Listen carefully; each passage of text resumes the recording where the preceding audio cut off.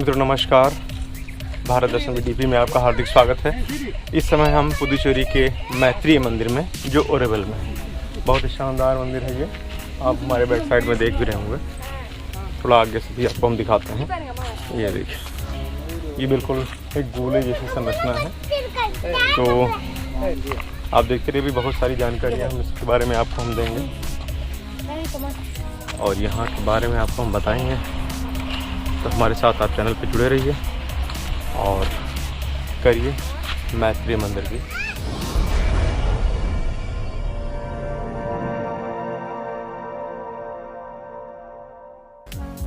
ओरेवल तमिलनाडु राज्य के विल्लुपुरम जिले में एक प्रायोगिक नगरी है, जिसे नवजीवन की नगरी के नाम से भी जाना जाता है। नगर के बीचों बीच यह मैत्रेय मंदिर स्थित है, जिसे एक उत्कृष्ट एवं मौलिक स्थापत्य उपलब्धि के रूप में सराहना प्राप्त है।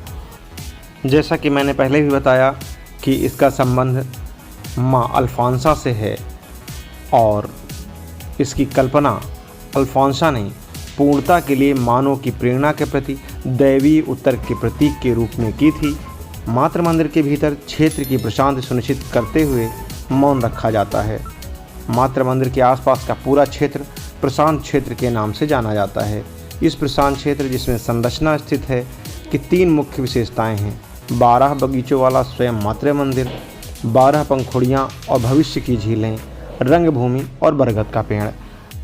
वीडियो में आगे बढ़ने से पूर्व हम आपको अवगत करा दें कि अभी पिछले वीडियो में हमने ओरेवल के बारे में बहुत सी जानकारियाँ दी हैं और कुछ जानकारियाँ अवशेष रह गई थी, उनको हम इस वीडियो में बताएंगे आपको। तो ये वीडियो पूरा अंत तक देखिएगा। वीडियो यदि पसंद आता है तो वीडियो को लाइक एवं शेयर करें और चैनल पर यदि आप नए हैं तो चैनल को सब्सक्राइब कर बेल आइकन प्रेस कर दीजिए, जिससे आपको भविष्य की वीडियोज़ प्राप्त होती रहें। इस मैत्रेय मंदिर के भीतर एक कुंडलित ढलान ऊपर की ओर एक कांतिमान श्वेत संगमरमर से बनी वातानुकूलित कक्ष व्यक्ति की चेतना को ढूंढने का स्थान की ओर जाता है। इसके केंद्र में सूर्य की एकमात्र किरण के साथ स्वर्णिम आभा वाला 70 सेंटीमीटर का एक स्वर्णिम क्रिस्टल बॉल है, जो संरचना के शीर्ष से भूमंडल की ओर निर्देशित होता है। अल्फांसा के अनुसार ये भविष्य की अनुभूति के प्रतीक का प्रतिनिधित्व करता है। जब सूर्य नहीं होता या डूब जाता है तो ग्लोब के ऊपर के सूर्य की रश्मि के स्थान पर एक सौर ऊर्जामान प्रकाश की किरण बिखेरी जाती है। मातृ मंदिर का अपना एक सौर ऊर्जा संयंत्र है और यह साफ सुथरे बागानों से घिरा है।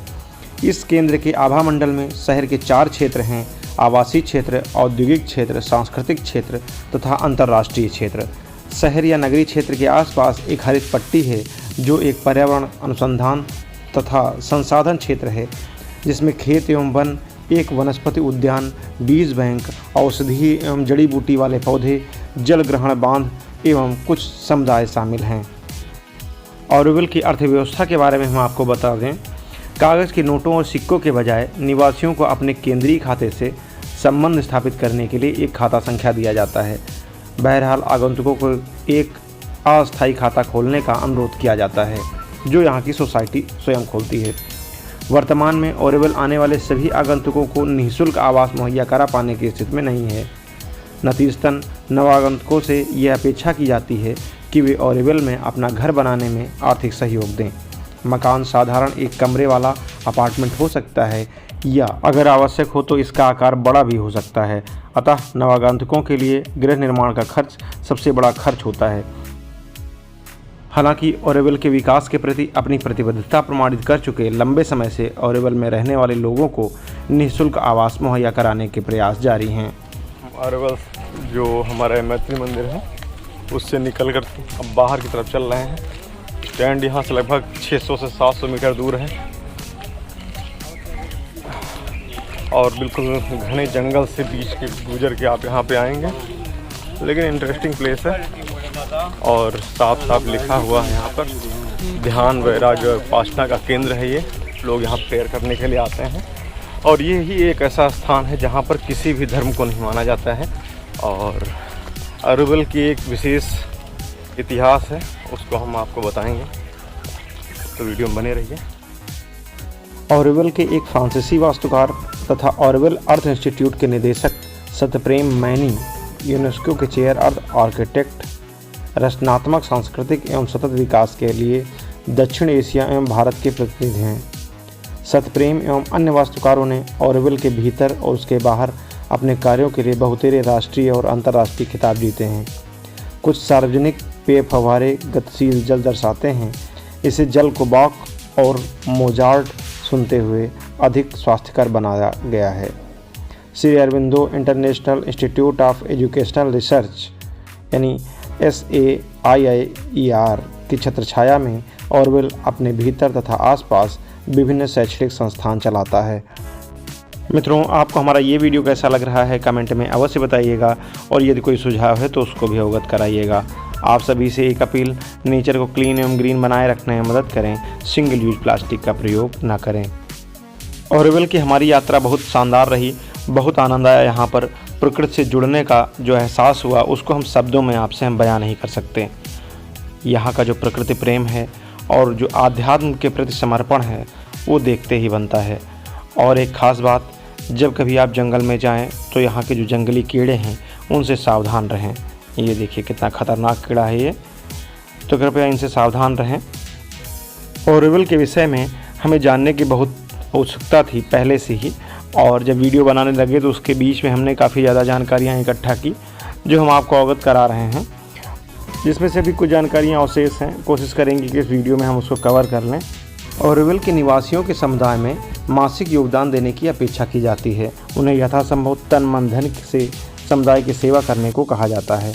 ऑरोविल के अतिथियों द्वारा प्रदत्त अतिथि योगदान का एक दैनिक शुल्क ऑरोविल के बजट का एक अंश बनता है। वहाँ एक रखरखाव की व्यवस्था है जिसके द्वारा ऑरोविल के ज़रूरतमंद निवासी अपने जीवन की बुनियादी ज़रूरतों को पूरा करने के लिए समुदाय से एक मासिक धनराशि प्राप्त कर सकते हैं। बहरहाल भारत सरकार से सेवानिवृत्त हो चुके लोगों के लिए कोई पेंशन नहीं दी जाती है।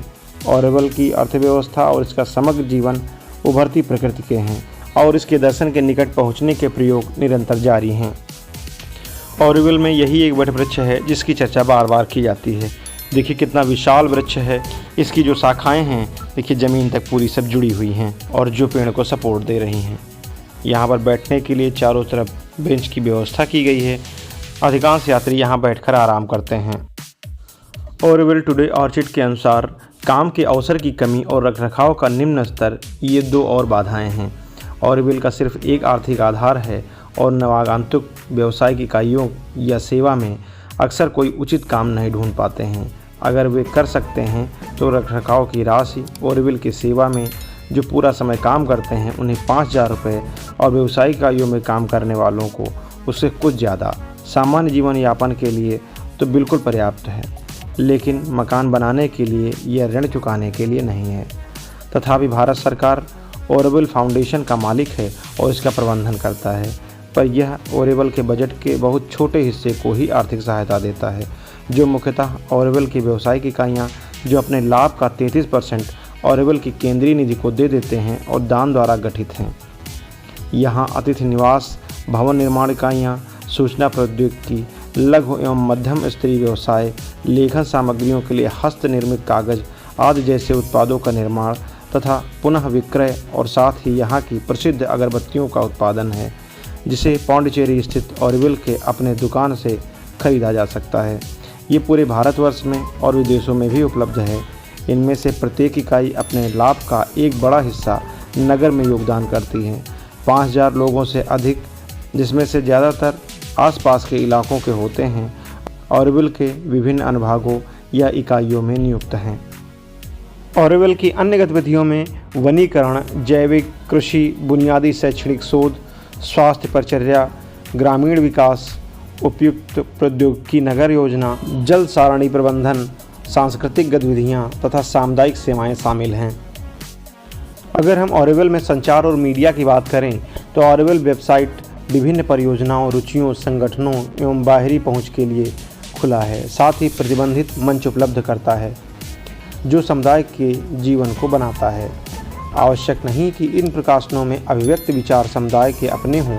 पत्रकारों और फिल्म वीडियो निर्माताओं से मिलने के लिए ऑरोविल का एक छोटा सा आउटरीच मीडिया दल है। उनका लक्ष्य ये सुनिश्चित करना है कि सभी पत्रकारों और फिल्म निर्माताओं को आधिकारिक और अद्यतन सूचना तथा विश्वस्त सूत्रों से प्रतिनिधि दृश्यांक प्राप्त हो। मई 2008 में बीबीसी ने ओरेवल के बारे में 10 मिनट की एक समाचार संध्या फिल्म बनाई, जिसे टीवी पर प्रकाशित किया गया।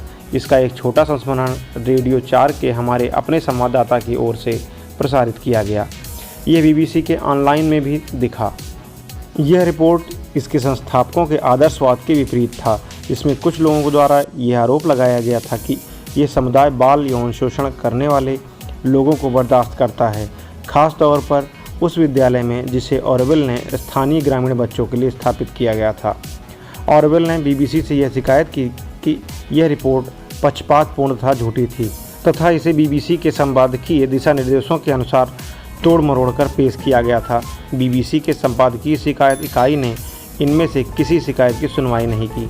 ओरेवल ने बाद में यौन शोषण जागरूकता पर एक शैक्षणिक कार्यक्रम शुरू किया।